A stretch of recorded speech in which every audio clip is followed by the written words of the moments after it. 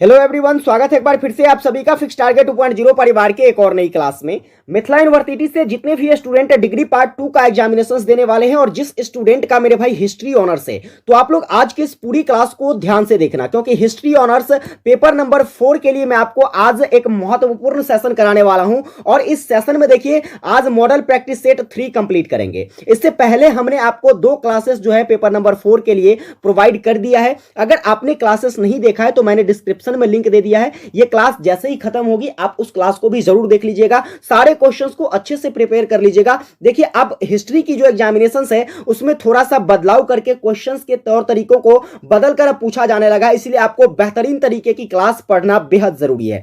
चलिए, आज के सेशन में हम लोग करने क्या वाले हैं, तो 10 most important objective type questions करेंगे। और देखिए, इस सेशन के साथ हमने एक मोस्ट इंपोर्टेंट सीरीज को जोड़ दिया है, वह है वन लाइनर क्वेश्चंस। ठीक है, और देखिए वन लाइनर क्वेश्चंस में यहां पर जितने भी आपको कराऊंगा सभी के सभी आपके ऑब्जेक्टिव क्वेश्चंस के लिए बहुत ज्यादा इंपॉर्टेंट होने वाला है। इसके बाद देखिए, जितने भी ऑब्जेक्टिव क्वेश्चंस मैं कराऊंगा सभी के साथ आपको इंपॉर्टेंट फैक्ट्स भी नोट कराऊंगा, तो आप कॉपी पेन लेकर तैयार रहिए और जितने भी फैक्ट मैं नोट करा रहा हूं सभी को लिखते जाइएगा। ठीक है, इसके बाद देखिए एक लॉन्ग टाइप क्वेश्चंस भी डिस्कस करेंगे जो कि आपके पेपर के लिए बहुत ज्यादा इंपॉर्टेंट है और 20 नंबर के क्वेश्चंस आपसे ये पूछे जाते हैं। तो चलिए फटाफट से स्टार्ट करते हैं और लगभग 30 नंबर की ये क्लासेस आपकी यहां पर आज कंप्लीट करने वाला हूं।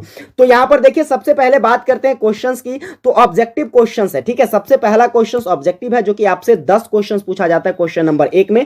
प्रत्येक क्वेश्चंस आपका 2 नंबर का होता है और 20 मार्क हो गए। ठीक है, देखिए इससे पहले मैं शुरू करूं, आप लोग फटाफट से लिंक को कॉपी करो और सभी दोस्तों को ज्यादा से ज्यादा शेयर कर दीजिए। सभी स्टूडेंट को शेयर कीजिए जो आपके साथ हिस्ट्री ऑनर्स कर रहे हैं। यूनिवर्सिटी के हर बच्चों तक क्लासेस पहुंचनी चाहिए। आइए देखते हैं बारी बारी से क्वेश्चंस को।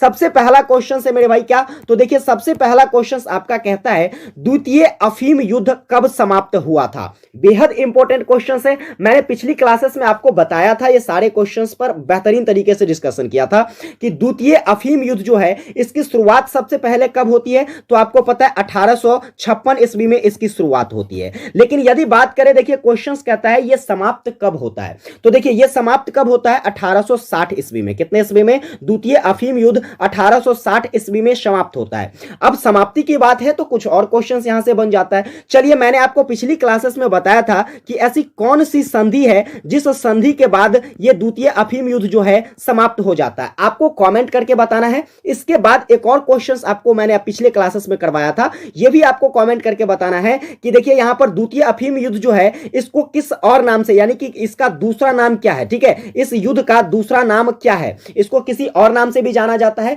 चलिए आप कमेंट करके फटाफट से बता दीजिए। आगे देखिएगा अगला नंबर क्वेश्चंस मेरे भाई आपका क्या कहता है, तो आपका अगला नंबर क्वेश्चंस बहुत ही प्यारा क्वेश्चंस है और स्टार लगाइए। ये क्वेश्चंस जो है आपसे 2021 में पूछा गया है एग्जाम में। देखिए क्वेश्चंस कहता है कि 1911 ईस्वी की चीनी क्रांति के द्वारा किस राजवंश का अंत होता है। कहां पर? तो चीन में। ठीक है, 1911 ईस्वी में जो चीनी क्रांति होती है, इस क्रांति के बाद चीन में किस राजवंश का अंत हो जाता है, तो सिंपली आप याद रखोगे मंचू राजवंश। देखिए मंचू राजवंश को एक और नाम से जाना जाता है। आपको मंचू राजवंश ना देकर के यदि किंग राजवंश दे दे, क्या दे दे मेरे भाई? किंग राजवंश, तो भी आपको नहीं घबराना है। मंचू राजवंश कहे या फिर किंग राजवंश कहे, आपको क्या करना है, तो सेम आंसर होगा, आपको टिक करना है। ठीक है, अब देखिए यहां पर बात करते हैं हम लोग कि अगर बात करें मंचू राजवंश या किंग राजवंश, जिसकी स्थापना किसके द्वारा करी गई, तो सिंपली आपको बताना है मंचू राजवंश या किंग राजवंश के जो संस्थापक थे मेरे भाई वह कौन थे, तो सम्राट सुंझी। कौन थे मेरे भाई? सम्राट, नोट करिएगा, सम्राट सुंझी। क्या याद रखेंगे? सम्राट सुंझी। अब यहां से एक और इंपॉर्टेंट क्वेश्चन बन जाता है, वह है हान राजवंश से संबंधित। अगर पूछ लिया जाए आपसे कि हान राजवंश जो है यह किसके द्वारा, इसकी नींव किसके द्वारा रखी गई, तो आपको याद रखना है ल्यू बांग के द्वारा। किसके द्वारा? ल्यू बांग, जिसके द्वारा क्या किया गया, तो हांग वंश की क्या की गई, तो नींव रखी गई थी। ये चीजें आपको याद रखने हैं, सारे इंपॉर्टेंट क्वेश्चन है आपके पेपर के लिए। नेक्स्ट क्वेश्चन पर बढ़ेंगे। देखिएगा आपका अगला क्वेश्चन क्या कहता है, तो सिंपली आपका अगला क्वेश्चन कहता है कि बक्सर, देखिए एक युद्ध बक्सर का युद्ध है और ये जो है बक्सर का युद्ध है। बक्सर, BOXER, कौन? BOXER, जिसको हम लोग मुक्केबाजी कहते हैं। तो बक्सर विद्रोह किस देश में हुआ था, तो बक्सर विद्रोह जो है मेरे भाई यह कहां पर, तो चाइना की बात अभी हो रही है, तो चाइना में ही होगा। ठीक है, चलिए अब बात करते हैं यहां पर कि ये जो बक्सर विद्रोह है चाइना में कब होता है। ये चीजें बहुत ज्यादा इंपॉर्टेंट है, आपको याद रखना है। देखिए वैसे अगर बात करें बक्सर विद्रोह की, तो बक्सर विद्रोह 1858 1898 में शुरू होता है और कहां से कहां तक, तो 1898 से लेकर 1901 ईस्वी तक यह चलता है। लेकिन जब मान लीजिए इस दोनों डेट में से कोई डेट आपके पेपर में ना दिया हो और केवल एक ही डेट दिया हो, तो आप क्या करोगे? जैसे कि मान लीजिए ऐसे ऑप्शंस में दे दे, क्या कहते हैं, 1897, इसके बाद दे दे 1890, इसके बाद दे दे 1900 और इसके बाद दे दे 1902, तो आप क्या करोगे? इसमें से कौन सा ऑप्शन को टिक करोगे? तो ऐसे में आपको कंफ्यूजन हो जाएगा कि सर ना तो यहां पर 1898 दिया गया है और ना ही 1901 दिया गया है। तो हम क्या करेंगे? तो एग्जैक्ट डेट जो है बक्सर युद्ध का, बक्सर विद्रोह का, वह कौन सा डेट है? तो मेरे भाई 1900 ईस्वी। कितने ईस्वी? 1900 ईस्वी जो है कि एग्जैक्ट डेट माना जाता है। आगे बात करेंगे, देखिए यहां पर एक और क्वेश्चन बन जाता है, आपको याद रखना है। अगर पूछ लिया जाए कि जिस समय यह बक्सर विद्रोह होता है उस समय चीन में किस राजवंश का शासन होता है, तो आपको याद रखना है मंचू राजवंश का। किस राजवंश का? मंचू राजवंश का शासन होता है, या फिर कहे तो किंग राजवंश का शासन होता है। किस समय? जब चीन में बक्सर विद्रोह होता है। आगे बात करेंगे, अगला क्वेश्चन देखिएगा। अगला क्वेश्चन आपका कहता है कि चीन में महाप्रस्थान किसने प्रारंभ किया था? स्टार लगाइए क्वेश्चंस पर और देखिए महाप्रस्थान जो है यह चीन में किसके द्वारा स्टार्ट किया गया? तो बहुत ही सिंपल सा आंसर होगा इसका, क्या कहते हैं, चियांग काई शेक के द्वारा जो है महाप्रस्थान चीन में शुरुआत करी गई थी। नेक्स्ट क्वेश्चंस पर बढ़ेंगे। अगला क्वेश्चंस देखिएगा, आपका प्यारा सा अगला क्वेश्चंस कहता है, आप लोग शेयर करते जाओ, आप लोग शेयर और लाइक करने में बहुत कंजूसी करते हो, इसलिए मोटिवेशन नहीं मिलती। आपका जितना ज्यादा सपोर्ट रहेगा उतनी बेहतरीन क्लासेस आपके लिए लेकर आऊंगा, ठीक है। देखिए अगला क्वेश्चन आपका कहता है कि जापान में मेइज, ठीक है, आपको क्या याद रखना है? मेइजी, मेइजी याद रखोगे। क्या याद रखोगे? मेइजी की पुनर्स्थापना जो है यह कब होती है? तो जापान में मेइजी की जो पुनर्स्थापना है मेरे भाई, यह कब होता है? तो 1868 ईस्वी में। कितने ईस्वी में? 1868 ईस्वी में होता है। नेक्स्ट बात करेंगे अगले क्वेश्चंस पर। देखिएगा आपका अगला क्वेश्चंस क्या कहता है, स्क्रीनशॉट लेते जाइएगा सारे प्रश्नों को। और देखिए यहां पर आपका अगला क्वेश्चंस कहता है मेरे भाई, देखिए कहता है इंडोनेशिया में राष्ट्रीय आंदोलन के नेता कौन थे? तो इंडोनेशिया, यहां पर याद रखोगे इंडोनेशिया में राष्ट्रीय आंदोलन के जो नेता थे वह कौन थे? तो सुकर्णी थे। ऑप्शन नंबर पहला क्या हो जाएगा? इसका करेक्ट हो जाएगा। नेक्स्ट क्वेश्चंस देखेंगे, आपका अगला क्वेश्चंस क्या कहता है? स्टार लगाइए, ये क्वेश्चंस बेहद इंपॉर्टेंट क्वेश्चंस है। क्वेश्चंस आपका कहता है कि कोरियाई युद्ध कब प्रारंभ हुआ था? तो कोरियाई युद्ध की अगर बात कर लिया जाए तो कोरियाई युद्ध जो है यह 1950 में शुरुआत होती है। कब होती है? 1950 में। डेट अगर आपसे पूछ लिया जाए तो 25 जून कहोगे। क्या कहोगे?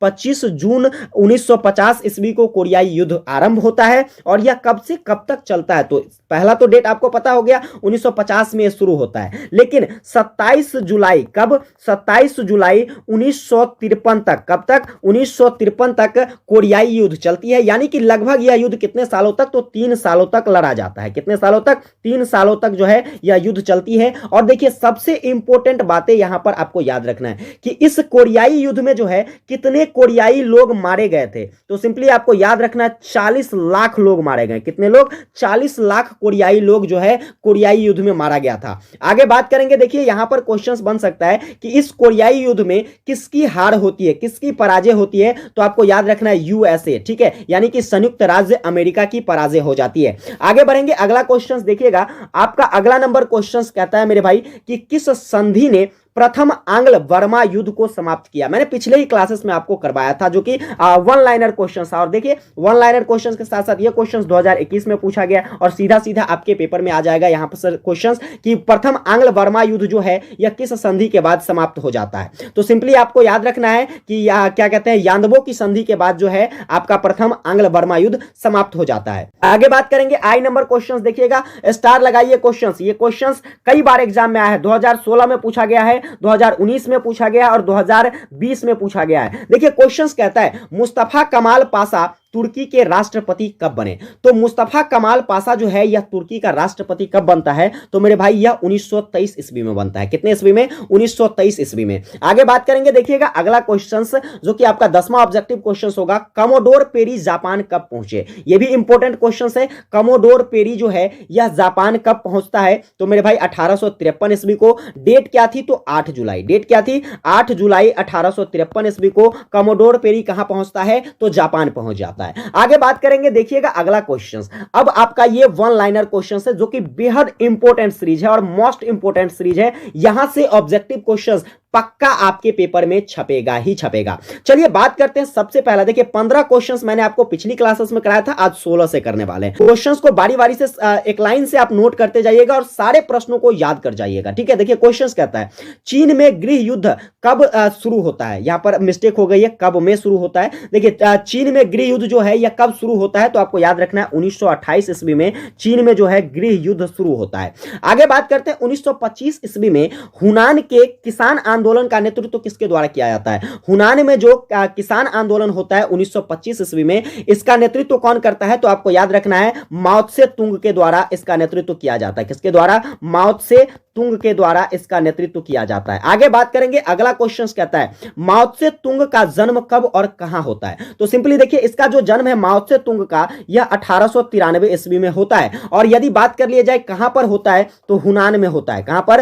हुनान में माओ त्से तुंग का जन्म होता है, 1893 ईस्वी में होता है। नेक्स्ट क्वेश्चन, इसका स्क्रीनशॉट ले लीजिए आप लोग। आगे देखेंगे अगला क्वेश्चन क्या कहता है, तो आपका 19 नंबर क्वेश्चन देखना कहता है कि किसने केंद्रीय सरकार की सत्ता नानकिन में संभाली, यानी कि किसके द्वारा जो है केंद्रीय सरकार की सत्ता नानकिंग में संभाली गई थी। तो आपको सिंपली याद रखना है चियांग कोई शेक के द्वारा। किसके द्वारा, चियांग कोई शेक के द्वारा, कोई शेक के द्वारा। देखिए चाइनीज नेम है तो थोड़ा सा डिफिकल्ट होगा आप लोगों के लिए, लेकिन आप इसे जब रिपीट करके पढ़ोगे तो सिंपली आपको अच्छी तरीके से याद हो जाएगा। और देखिए क्वेश्चन क्या कह रहा था, केंद्रीय सरकार की सत्ता जो है नानकिंग में किसने संभाली, तो चियांग कोई शेक के द्वारा संभाला गया। आगे बात करेंगे, अगला क्वेश्चन आपका देखिएगा क्या कहता है, तो अगला क्वेश्चन आपका है कि किसने अपनी सरकार की स्थापना फामासा, क्या कहता है, फामासा में किसने अपनी सरकार की स्थापना करी। तो यहां भी सही आंसर क्या हो जाएगा इसका, चियांग कोई शेक। क्या हो जाएगा, चियांग कोई शेक जो है, चियांग कोई शेक, इसके द्वारा क्या किया गया था, तो फामासा में अपनी सरकार की स्थापना करी गई थी। आगे बात करेंगे, अगला क्वेश्चन कहता है साम्यवादियों का दमन करने के लिए चियांग कोई शेक ने किस दल का गठन किया। स्टार लगाइए, दल वाला क्वेश्चन तो पक्का याद रख ही लेना। और देखिए ये कौन सा दल था, तो ब्लू शर्ट आतंकवादी दल था। कौन सा था दल, ब्लू शर्ट आतंकवादी दल, जिसका क्या कहते हैं, जिसका गठन किसके द्वारा किया गया, तो चियांग कोई शेक के द्वारा किया गया। आगे बात करेंगे, देखिएगा अगला क्वेश्चन आपका क्या कहता है, तो मेरे भाई आपका अगला 22 नंबर क्वेश्चन कहता है कि माओ त्से तुंग के नेतृत्व में जनवादी गणराज्य स्थापना चीन में कब होती है। तो सिंपली आपको याद रखना है 1 अक्टूबर 1949 ईस्वी को, 1 अक्टूबर 1949 ईस्वी को माओ त्से तुंग के नेतृत्व में जनवादी गणराज्य की स्थापना कहां पर होती है, तो चीन में होती है। नेक्स्ट अगला क्वेश्चन कहता है चीनी साम्यवादी गणतंत्र का प्रथम अध्यक्ष, तो आपको याद रखना है माओ त्से तुंग। क्या याद रखना है, माओ त्से तुंग, जो कि क्या थे, तो माओ त्से तुंग चीनी साम्यवादी गणतंत्र के प्रथम अध्यक्ष थे। आगे बात करेंगे, अगला क्वेश्चन देखिएगा आपका प्यारा सा अगला क्वेश्चन कहता है कि चीनी जनवादी गणराज्य का प्रथम प्रधानमंत्री कौन था। तो आपको याद रखना है चाउ एन लाई। क्या याद रखना है, चाउ एन लाई जो थे, यह चीनी जनवादी गणतंत्र का प्रथम प्रधानमंत्री था। आगे बात करेंगे, अगला क्वेश्चन है कि चीन के जनवादी गणराज्य की राजधानी कहां थी। तो चीन के जनवादी, स्टार लगाइए, ये क्वेश्चन पूछी जा सकती है। और देखिए चीन के जनवादी गणराज्य की जो राजधानी थी वह कहां थी, तो हुनान थी। कहां थी, हुनान थी। आगे बात करेंगे, देखिएगा अगला, खुला दरवाजा की नीति कहां अपनाई गई। तो खुला दरवाजा की नीति चीन में अपनाई गई। कहां पर, चीन में अपनाई गई। आगे देखिएगा अगला क्वेश्चन क्या कहता है, तो अगला क्वेश्चन आपका कहता है कि चीन का दरवाजा खोलने का श्रेय किस देश को जाता है। तो बड़ी आसान भाषा में याद रखोगे, ब्रिटेन को जाता है। किसको जाता है, ब्रिटेन को चीन का दरवाजा खोलने का श्रेय जाता है। नेक्स्ट अगला क्वेश्चन है खुला दरवाजा की नीति का प्रतिपादक कौन था। तो खुला दरवाजा की नीति जो थी, इसका प्रतिपादन किसने किया था, तो जॉन हे ने किया था। किसने किया था, जॉन हे ने। आगे बात करेंगे, अगला, एशिया का मरीज किस देश को कहा जाता था। तो एशिया का मरीज जो है यह पहले चीन को कहा जाता था। किसको कहा जाता था, चीन को कहा जाता था। आगे 30वां ऑब्जेक्टिव क्वेश्चन जो कि वन लाइनर सीरीज का आखिरी क्वेश्चन होगा। और देखिए यहां पर इसके बाद एक लॉन्ग टाइप क्वेश्चन डिस्कस करेंगे। चीन की कम्युनिस्ट पार्टी की स्थापना कब होती है। तो चीन की जो कम्युनिस्ट पार्टी है इसकी स्थापना 1921 ईस्वी में होती है। कितने ईस्वी में, 1921 ईस्वी में होती है। बात करें ऑफलाइन क्लासेस भी अगर आप ज्वाइन करना चाहते हो मेरे भाई, तो आपका ये एड्रेस है, आप यहां पर जाकर के क्या कर सकते हो, तो ऑफलाइन क्लासेस ज्वाइन कर सकते हो हमारे क्लासेस से। आगे बात करेंगे, चलिए लॉन्ग टाइप क्वेश्चंस, बेहद इंपॉर्टेंट क्वेश्चंस क्वेश्चंस है, लगाइए स्टार और इस बार पक्का छपेगा ये क्वेश्चंस। मैं गारंटी के साथ कह सकता हूं कि इस बार ये क्वेश्चंस पक्का छपेगा। क्वेश्चंस कहता है टाइपिंग विद्रोह के कारण एवं परिणामों या फिर कह सकता है प्रभावों की समीक्षा करें, जो कि 2017 में पूछा गया है क्वेश्चंस। फिर देखना इसी क्वेश्चंस को एक अलग तरीके से पूछा जा सकता है कि टाइपिंग विद्रोह के असफलता के कारण एवं परिणामों या प्रभावों का वर्णन करें, जो कि क्वेश्चंस आपसे 2015 में पूछा गया था। और इसी क्वेश्चंस को देखिए एक और तरीके से, मैं ये अलग अलग टाइप से क्वेश्चंस लिखकर इसलिए आपको बता रहा हूं कि अनेकों तरीके से आपसे क्वेश्चंस पूछे जा सकते हैं, क्योंकि हिस्ट्री में मैंने देखा था पार्ट 3 का जब एग्जामिनेशन हुआ था तो बच्चे काफी ज्यादा कंफ्यूज, मैंने जो उसको पढ़ाया था ना उसी क्वेश्चंस को दूसरे भाषा में पूछ दिया था तो बच्चे कंफ्यूज कि सर आपने ये पढ़ाया ही नहीं। तो सिंपली देखिए मैंने कोशिश किया इस बार कि मैं डिफरेंट शब्दों में क्या करूं, क्वेश्चंस को आपके सामने प्रेजेंट करने की कोशिश करूं। देखिए अगला जो है आपको इसी क्वेश्चंस को एक अलग तरीके से पूछा जा सकता है कि टाइपिंग विद्रोह के कारण एवं परिणामों अथवा महत्वों या प्रभावों की विवेचना करें, जो कि मोस्ट इंपोर्टेंट है आपके 2023 एग्जामिनेशंस के लिए। आइए आंसर देखते हैं बारी बारी से, सभी आंसर, सभी चीजों को, सभी टॉपिकों को, सभी पॉइंट्स को यहां पर बेहतर से समझने की कोशिश करेंगे और बहुत ही आसान भाषा में आपको समझाने की कोशिश करूंगा। देखिए सबसे पहले तो आप टाइपिंग विद्रोह का क्या करो, परिचय एक छोटा सा लिख दो, क्योंकि देखिए परिचय देना किसी भी चीज का बेहद इंपॉर्टेंट होता है आंसर राइटिंग में। अब देखो परिचय कैसे करते हैं, तो चीन में कमजोर पड़ती केंद्रीय शासन और देश में बढ़ती बेरोजगारी, भ्रष्टाचार, अव्यवस्था, आर्थिक समस्या जैसे समस्याओं ने चीन में क्या किया, तो जनताओं में असंतोष की भावना बढ़ा दिया। स्वाभाविक बात है कि यदि बेरोजगारी हो, भ्रष्टाचार हो,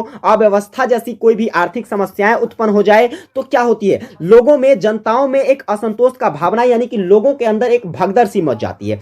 ठीक उसी प्रकार की स्थिति कहां देखने को मिली, तो चाइना में, चीन में देखने को मिली। साथ ही साथ चीन में विदेशी शक्तियों का प्रभाव भी बढ़ता हुआ दिख रहा था। चीन में जनमानस में असंतोष उभरने लगी, वे यानी कि लोगों के अंदर असंतोष का भाव पैदा होना शुरू हो गया। वे किसी भी हाल में चीन की सत्ता और देश की स्थिति में बदलाव चाहने लगे। ठीक है, यानी कि कहने का मतलब चीन की जो सत्तात्मक व्यवस्था थी उसमें लोगों का ये, यानी कि लोगों के अंदर ऐसा भाव जागृत होना शुरू हो गया, लोगों के अंदर ऐसा भाव उत्पन्न होना शुरू हो गया कि किसी तरीके से हमारे चीन की जो सत्ता है उसमें बदलाव आए, देश की जो स्थिति है उसमें बदलाव आए। लोगों की ये भावना धीरे धीरे चीन में क्या किया, तो एक विद्रोह में बदलने की संभावनाएं प्रबल ऐसा देखने को मिला कि लोगों की ऐसी जो भावनाएं हैं यह क्या करेगा, तो एक विद्रोह को जरूर पैदा कर देगा। अब स्वाभाविक बात है कि किसी को आप ज्यादा दबाने की कोशिश करोगे तो वो भी तो निकलने की वहां से प्रयास करेगा। तो सिंपल सी बात है कि जब लोगों में ज्यादा असंतोष की भावनाएं पैदा होगी तो क्या होगा, विद्रोह की स्थिति पैदा होगी। और देखिए इसी तरीके से जो विद्रोह की स्थिति पैदा हुई तो यही विद्रोह आगे चलकर क्या नाम, किस नाम से जाना गया, तो टाइपिंग विद्रोह के नाम से जाना गया। यह एक छोटा सा बेसिक परिचय था टाइपिंग विद्रोह का। आगे बात करेंगे कि टाइपिंग विद्रोह के कारण क्या क्या थे। तो सिंपली देखिए सरल भाषा में समझने की कोशिश करेंगे कि टाइपिंग विद्रोह का जो कारण था, सबसे पहला चीन में विद्रोह की परंपरा। सिंपली देखो इसको बहुत ही सरल भाषा में समझेंगे कि चीन में प्राचीन काल से अवस्था, भ्रष्टाचार और असफलता के विरोध में विद्रोह करने की परंपरा रही है। उनके अनुसार जब कोई राजवंश शासन करने की शक्ति खो देता है तो समझ लेना चाहिए कि ईश्वर ने अपने अधिकारों को वापस ले लिया है। कहने का तात्पर्य यह कि जब कोई शासक अपनी शक्ति को खो देता है तो सीधा सीधा समझिए कि ईश्वर ने जो आपको अधिकार दिया था एक तरीके से ईश्वर के द्वारा वो क्या ले लिया गया है, तो वापस ले लिया गया है। अतः कहने का मतलब कि चीन की जनता उस शासक को उखाड़ फेंकने के लिए विद्रोह करती रही है। यानी कि बस जनताओं को इतना ही सोच था कि अगर कोई शासक असहाय हो जाए, कोई शासक अशक्तिहीन हो जाए, शक्तिहीन हो जाए तो उसको क्या करो, तो अपने सत्ता से हटाकर फेंक दो। अतः चीन में कमजोर मंचू शासक उखाड़ फेंकने के लिए चीन ने क्या किया, तो चीन के विभिन्न इलाकों में समय समय पर क्या होता रहा, तो समय समय पर विद्रोह होते रहे। इस वजह से टाइपिंग विद्रोह को बल मिला। 1796 से 1803 ईस्वी के बीच में श्वेत कमल समाज के द्वारा विद्रोह किया गया था। यह जो टाइपिंग विद्रोह था यह किसके द्वारा, तो श्वेत कमल समाज के द्वारा 1796 ईस्वी से लेकर 1803 ईस्वी तक टाइपिंग विद्रोह किया गया।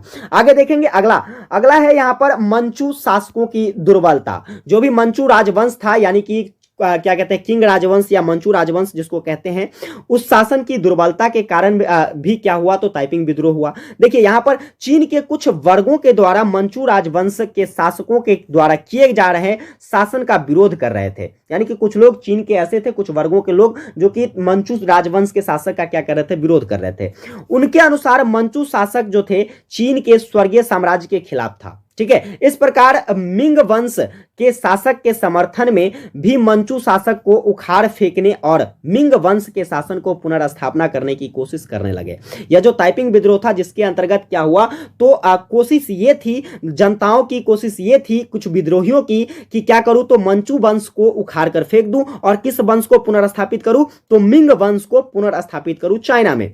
चीन के मंचू शासक अत्यंत कमजोर थे, अतः उन्होंने विद्रोह के कारण क्या कहते हैं बिगड़ती स्थिति पर नियंत्रण नहीं रख पाया। प्रथम अफीम युद्ध में हार के बाद क्या होता है, तो चीन में लगातार भ्रष्टाचार जैसी अव्यवस्थाएं जो है यह बढ़ती चली जाती है। आगे आंतरिक अव्यवस्थाएं, तो देखिए आंतरिक अव्यवस्था में हम लोगों को लिखना है कि सियन फेंग नामक मंचू शासक के कार्यकाल में भ्रष्टाचार बहुत तेजी से बढ़ता चला जा रहा था। इस वजह से प्रशासनिक एवं सैन्य अधिकारियों में क्या होता चला गया, तो विलासिता की भावना बढ़ती चली गई, राजकीय अधिकारी और नैतिक कर्तव्य से गिर गए। इस वजह से देश में समुद्री डाकुओं और लुटेरों की गतिविधियां बढ़ती चली गई, ठीक है। क्योंकि देखिए शासक जैसे ही कमजोर होता है तो क्या होता है, लोगों का प्रभुत्व यहां पर बढ़ जाता है, और जैसे लोगों का प्रभुत्व बढ़ा तो स्वाभाविक बात है कि लोग विभिन्न विभिन्न तरीके से क्या करना चाहेंगे, तो अपना जो है गतिविधि प्रस्तुत करना चाहेंगे। तो इस आधार पर क्या हुआ, तो समुद्री डाकुओं और लुटेरों का जो है यह गतिविधियां बढ़ती चली गई और धीरे धीरे मंचू शासक की नियंत्रण साम्राज्य से खत्म होता चला गया। यही कारण था कि चीन के चावल की निर्यात रोकने के लिए 1843 में क्या होता है, तो विद्रोह होता है। इस वजह से बहुत से क्षेत्रों में अराजकता की स्थिति बन जाती है। आगे देखेंगे अगला जो है आपका क्या है, तो सामाजिक एवं आर्थिक असंतोष। क्या है, सामाजिक एवं आर्थिक असंतोष। देखिए चीन में लगातार सामाजिक एवं आर्थिक अव्यवस्थाएं बढ़ती चली गई। इस समय चीन के लोग दो वर्गों में विभक्त हो गए थे। एक वर्ग था उच्च अधिकारियों का और सुखी संपन्न का, ठीक है, तथा दूसरा वर्ग था निर्धन यानी कि गरीब एवं लाचार वर्गों का। संपन्न वर्ग के लोग जो थे यह गरीब और निर्धन का क्या करते थे, शोषण करते थे। और यह हर समय ऐसा हुआ है, हर जगह ऐसा देखा गया है कि जो भी अमीर वर्गीय लोग होते हैं वह गरीब वर्गों का क्या करते हैं, शोषण करते हैं। अतः निर्धन वर्ग ने विरोध करना शुरू कर दिया और ऐसा स्थिति तो बनना तय है कि अगर किसी का तुम क्या करोगे, शोषण करोगे, किसी का दमन करोगे, तो कब तक दमन करोगे, जब तक वह बर्दाश्त कर रहा है। अगर बर्दाश्त से फाजिल हो तो विद्रोह की भावना, विरोध की भावना जो है ये तो आनी तय है। निर्धनों के द्वारा विरोध, आर्थिक स्थिति लगातार बिगड़ती गई, कृषि उत्पादन भी घटती चली जा रही थी और जनसंख्या लगातार बढ़ती जा रही थी। इस बीच क्या हुआ, तो नानकीन की संधि के परिणाम स्वरूप चीन की क्षतिपूर्ति के रूप में भारी कीमत अदा करनी पड़ी थी। कौन सी संधि थी, तो नानकीन की संधि, ये आपको याद रखना है। आगे लिखेंगे यहां पर कुछ इस प्रकार से पॉइंट्स आपको बनाकर लिखने हैं, जिसको मैंने यहां पर क्या किया है, तो नोट डाउन कर दिया है। आगे मेरे भाई देखेंगे अगला जो है यह बाढ़ का प्रकोप है। बाढ़ का भी प्रकोप था जो कि जिसके कारण ताइपिंग विद्रोह होता है। बिगड़ती हुई आर्थिक स्थिति के बीच में चीन में क्या हुआ, तो भीषण बाढ़ जैसी स्थिति का सामना करना पड़ा। अब स्वाभाविक बात है और भी खलबली मच जाएगी। इसका सीधा सीधा मतलब यह है कि जले पर नमक छिड़कना। पहले से वहां स्थिति क्या है, तो खराब है ही, लेकिन आप देखिए यहां पर बाढ़ भी आ जाती है। तो ऐसी स्थिति में मंचू शासक बाढ़ पीड़ित लोगों की सहायता करने में नाकाम रहते हैं। इसके बाद गरीबी, महामारी, उत्पीड़न जैसी समस्याओं को जन्म हो जाता है, जिससे क्या होती है, तो भीषण जन असंतोष को जन्म लेना पड़ता है, यानी कि भीषण असंतोष जो है यह जन्म ले लेती है। आगे जो है आपको लिखना है सैन्य की दुर्बलता, ठीक है। सैन्य दुर्बलता भी एक सबसे प्रमुख कारण था, क्योंकि देखिए मंचू राजवंश जो थे यह बहुत ही कमजोर शासक थे, बहुत ही कमजोर वंश था। और उसकी जो देखिए कमजोर केंद्रीय शासन के कारण बढ़ती हुई भ्रष्टाचार ने सैन्य शक्ति को बहुत ही कमजोर कर दिया। बहुत से सैन्य अधिकारी जो है भ्रष्ट हो गए, वे सैनिक को मिलने वाली वेतन को भी खुद रखना शुरू कर दिया। धीरे धीरे सैन्य कुशलता खत्म होने लगी और लोगों का विश्वास जो है सेना से उठता चला गया। प्रथम अफीम युद्ध से सैन्य कमजोरी को पूरी तरह स्पष्ट कर दिया। गुप्त समितियों ने सेना का भय बिल्कुल खत्म कर दिया और उन विद्रोहियों की भावना तीव्र होती चली गई। तो इस प्रकार ये सभी कारण थे किसके, तो ये सभी कारण थे आपके टाइपिंग विद्रोह के। अब परिणाम क्या निकल कर आते हैं, तो परिणाम देखिए सबसे पहला परिणाम है चीन में क्या कहते हैं, कम्यून प्रथा का पूर्वगामी स्वरूप। अब चीन में कम्यून प्रथा का पूर्वगामी स्वरूप क्या है, तो 1854 ईस्वी में ताइपिंग विद्रोहियों ने क्या किया, तो नानकीन पर अपना अधिकार कर लिया। उन्होंने 1864 ईस्वी तक नानकीन पर क्या किया, तो अपना शासन चलाया।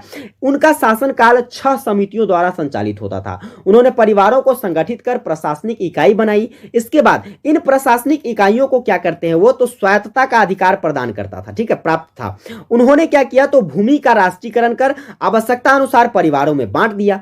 उसके अनुसार भूमि में क्या हुआ, तो भूमि पर किसानों का अधिकार है, अधिकार होना शुरू हो गया, अधिकार है। और देखिए उन्होंने क्या किया, तो फसल उत्पादन पर जोर दिया। अतिरिक्त होने पर फसल खरीदने की व्यवस्था भी की गई, यानी कि जब आपके जो भी फसल उत्पादक थे, किसान थे, कृषक मजदूर थे, अगर उसको आवश्यकता से अधिक उपज हो जाती थी तो उसकी खरीद की भी व्यवस्था करी गई सरकार के द्वारा, ठीक है। आगे देखेंगे अगला जो है अगला परिणाम क्या निकल कर आता है, तो वह है राष्ट्रीयता की भावना का विकास। अब ताइपिंग विद्रोह ने चीन में क्या किया, तो चीन के जनमानस में, यानी कि चीन के लोगों के अंदर जो है राष्ट्रीयता की भावना का विकास कर दिया। अब चीनी लोग खुलकर विदेश का बहिष्कार करने लगे, विदेशियों का बहिष्कार करने लगे।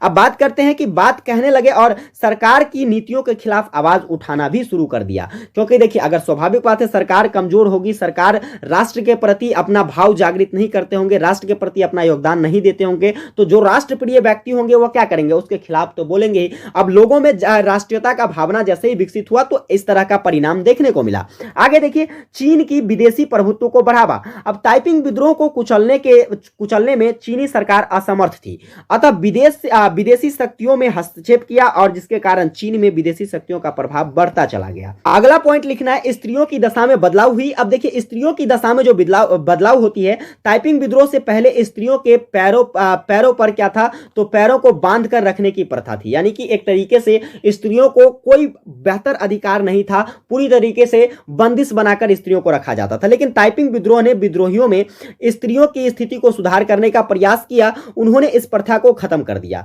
उन्होंने स्त्रियों को पुरुषों के समान शिक्षा, संपत्ति और इसके बाद और भी बहुत सारे अधिकार जो थे वो प्रदान किए। स्त्रियों के क्रय विक्रय पर भी प्रतिबंध लगाया और इस प्रकार चीन में स्त्रियों की दशा जो है यह सुधार होती चली गई ताइपिंग विद्रोह के बाद। यानी कि कहने का मतलब स्त्रियों को भी अब पूरा अधिकार मिलने लगा। पहले जो है स्त्रियों का क्या किया जाता था, तो खरीद बिक्री की जाती थी स्त्रियों की, उस सब पर प्रतिबंध लगाया, रोक लगाया ताइपिंग विद्रोह ने। और देखिए ताइपिंग विद्रोह के विद्रोहियों के द्वारा तो इस तरीके से क्या हुआ, तो महिलाओं की स्थिति में भी बदलाव आया। इसके बाद देखिए चीन की अपार क्षति। अब चीन की अपार, क्योंकि विद्रोह होगा आपके गृह के अंदर, गृह युद्ध एक तरीके से कह सकते हो, गृह विद्रोह कह सकते हो, तो आपकी क्षति होनी तो तय है। ताइपिंग विद्रोह को दबाने के लिए विदेशी शक्तियों ने जिस प्रकार हस्तक्षेप किया उससे चीन की आर्थिक व्यवस्था जो है अस्त व्यस्त हो गई। जगह जगह पर विद्रोह होने लगे। क्या कहते हैं, गरीबी, भूखमरी, बीमारी आदि से लोग जो है त्रस्त होना शुरू हो गया। ताइपिंग विद्रोह को दबाने के लिए होने वाले खर्च चीनी सरकार को ही वहन करने पड़े। इससे चीन की आर्थिक स्थिति और भी खराब होती चली गई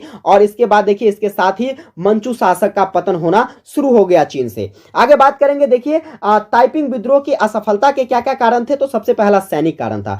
प्रारंभ में क्या होता था, तो विद्रोहियों ने क्या किया, देखिए ताइपिंग विद्रोह के जो असफलता का कारण है उसमें सबसे बड़ा कारण यह है सैनिक कारण। देखिए क्या है, तो मंचू राजवंश के शासक उतने ज्यादा सुदृढ़ नहीं थे, शक्तिशाली नहीं थे, जिसके कारण विद्रोहियों को क्या था, तो पहले तो कमजोर सेना से लड़ना पड़ा, लेकिन जब धीरे धीरे शक्तिशाली सैन्य बल का सामना हुआ तो क्या होते चले गए, तो उसकी सेनाएं कमजोर पड़ती चली गई और क्या हुआ, तो उसे असफलता हाथ लगी।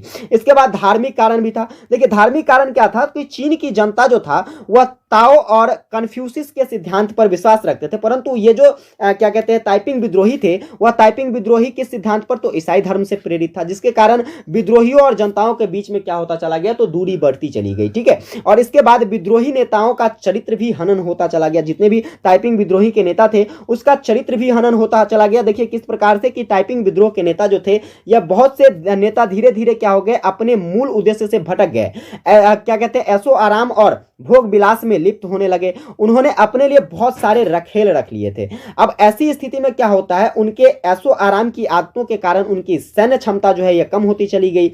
उन्होंने अपने भोग विलास के लिए लोगों से धन वसूलना शुरू कर दी। इस वजह से जनसाधारण अत्यंत दुखित हुए और विद्रोहियों का समर्थन देना बंद कर दिया और इस प्रकार से जो है क्या होता है, तो ताइपिंग विद्रोह को असफलताएं हाथ लगती है। निष्कर्ष में हम लोग लिखेंगे कि अतः उपयुक्त कथन जो है या ताइपिंग विद्रोह के सभी पक्षों को क्या करती है, वर्णित करती है। तो मेरे भाई आप इस प्रकार से क्या कर सकते हो, प्रश्नों का आंसर बड़ी सरल भाव में कर सकते हो। अगर आप एग्जाम में इस तरीके से लॉन्ग टाइप क्वेश्चंस का आंसर लिखते हो तो ये 20 मार्क के क्वेश्चंस है।